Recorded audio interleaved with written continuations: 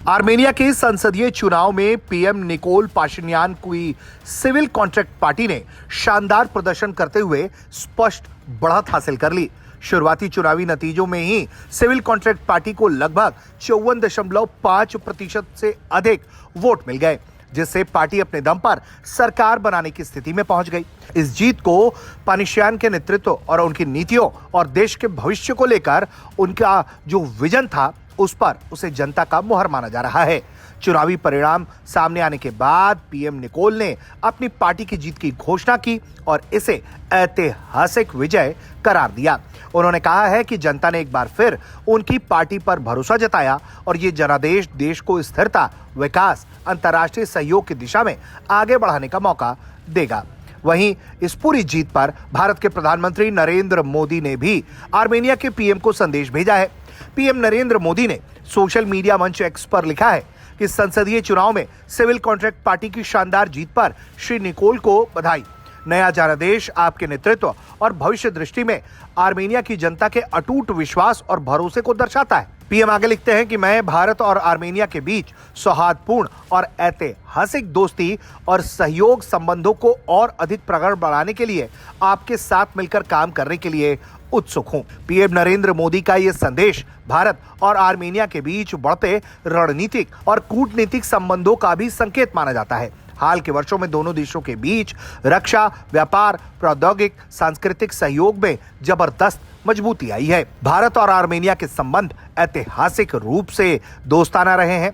दोनों देशों ने अंतर्राष्ट्रीय मंचों पर कई मुद्दों पर एक दूसरे का खुलकर समर्थन किया है। रक्षा सहयोग के क्षेत्र में भी हाल के वर्षों में जबरदस्त बढ़ोतरी आई है और आर्मेनिया भारतीय हथियारों का एक पसंदीदा खरीदार है। वहीं इस पूरी जीत के साथ कई और परिस्थितियां बदलेंगी। आर्मेनिया की मौजूदा सरकार रूस से नाराज चल रही थी और वो लगातार यूरोप की तरफ अपना झुकाव रख रहा था।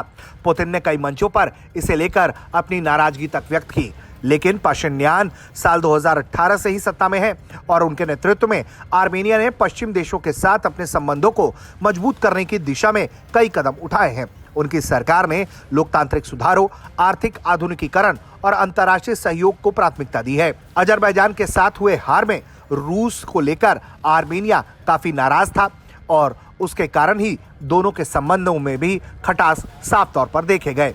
2023 के युद्ध हारने के बाद आर्मेनिया का ये चुनाव बहुत महत्वपूर्ण था, क्योंकि साल 2023 में अजरबैजान के साथ संघर्ष में आर्मेनिया को बड़ी सैन्य और राजनीतिक चुनौती का सामना करना पड़ा। उसके बाद यह पहला आम चुनाव था जिसे देश की राजनीतिक दिशा तय करने वाला चुनाव माना जा रहा था। विश्लेषक मानते हैं कि ये चुनाव केवल सरकार चुनने की प्रक्रिया नहीं, बल्कि इस बात का भी फैसला था कि आर्मेनिया आने वाले वर्षों में किस दिशा में आगे बढ़ेगा, क्योंकि आर्मेनिया की मौजूदा सरकार के खिलाफ वो पार्टियां खड़ी थीं जो थोड़ी प्रो रूस मानी जाती हैं।